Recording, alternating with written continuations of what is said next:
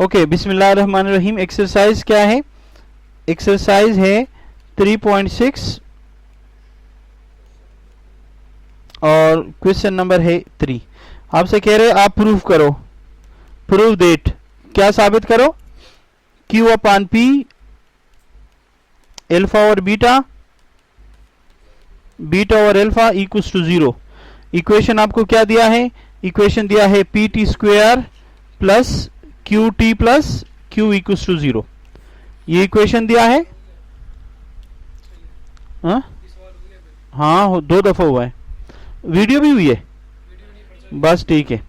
अच्छा जी, देखें तो आपसे कहना चाह रहे हैं कि अगर P T square plus Q अगर एल्फा बीटा इसके रूट्स हों तो फिर क्या करें? Q upon P plus alpha upon beta plus beta upon alpha under the square root सारे हैं इक्वल्स टू 0। बात क्लियर हो गई? सबसे पहले मैं क्या करूंगा? सबसे पहले मैं सोल्यूशन देखे, गौर से देखे, प्रूफ देखे, प्रूफ।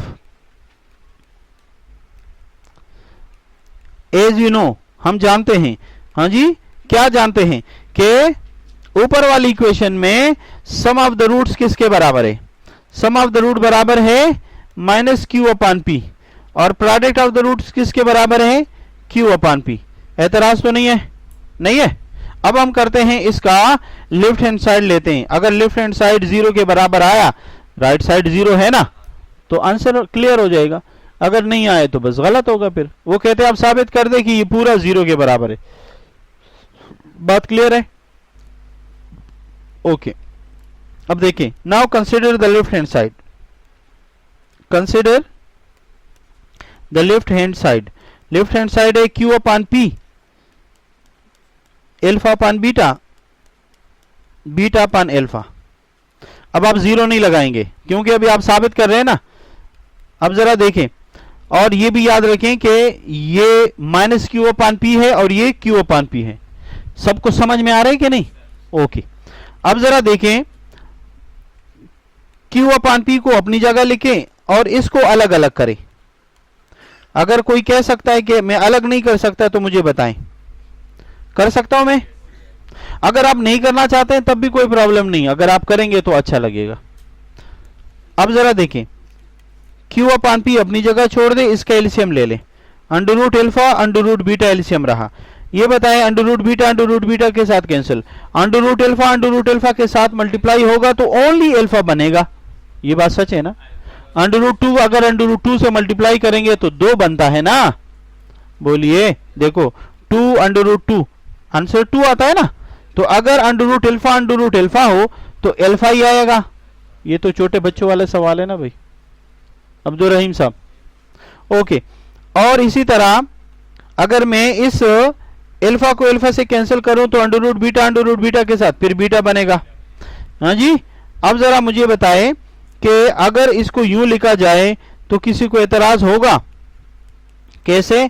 एल्फा प्लस बीटा, और इसको 1 के अंदर लगा दूं मैं, 1 रूट के अंदर लगा दिया मैंने, लगा सकता हूं भाई? ओके, अब जरा ये बताएं कि एल्फा प्लस बीटा की वैल्यू क्या है? माइनस क्यू अपान पी, और एल्फा बीटा की वैल्यू क्यू अपान पी। यानी मैं दोबारा लगा देता हूं यहां पर, एल्फा प्लस बीटा की value minus Q upon P है और एल्फा बीटा की value only Q upon P है। अब आप क्या करेंगे? अब आप इसको इसकी जगह लगा दें। ये रहा क्यू अपान पी और ये रहा माइनस क्यू अपान पी और ये रहा only Q upon P under the square root. सही है कि नहीं? आगे चलें। क्यू अपान पी, ये वाला साइन इसको चेंज कर देगा, तो ये माइनस हुआ। ऊपर क्यू अपान पी, नीचे क्या है? रूट में है, तो इसका मतलब ये हुआ कि जब भी कोई चीज रूट में हो तो मतलब उसका ये होता है, गौर से देखें मैं जो कहना चाह रहा हूं, जो चीज रूट में हो बाहर वो सिंगल होता है। तो अब मेरा ख्याल है ये यहां पर सिंगल है, जैसे 2 सिंगल है, तो अगर 2 रूट की शक्ल में लिखूंगा तो 2 दफा रूट में लिखूंगा यूं। तो क्या मैं इसको 2 दफा रूट में लगा सकता हूं? और नीचे तो रूट में क्यू अपान पी अपनी जगह पर है। ये बात आप मुझे बताएं, अगर समझ में आए तो ठीक है, नहीं आए तो। ये Q अपान P है कि नहीं? ये रूट में है क्या? नहीं है ना। तो मैं अगर इसको रूट में लिखूंगा तो 2 दफा रूट में लिखूंगा ना, तो ये 2 दफा मैंने रूट में लिखा, ये नीचे वाला रूट में है वैसे रखा। अब ये इसके साथ कैंसिल हो गया, बोलिए कैंसिल हुआ? जो कैंसिल हुआ वो बताएं। Q अपान P माइनस Q अपान P, ये दोनों फिर खत्म हो गए, 0। तो लेफ्ट हैंड साइड कितना रहा?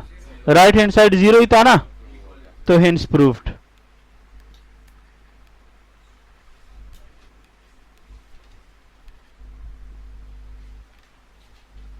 बात क्लियर हो गई? कोई गपला?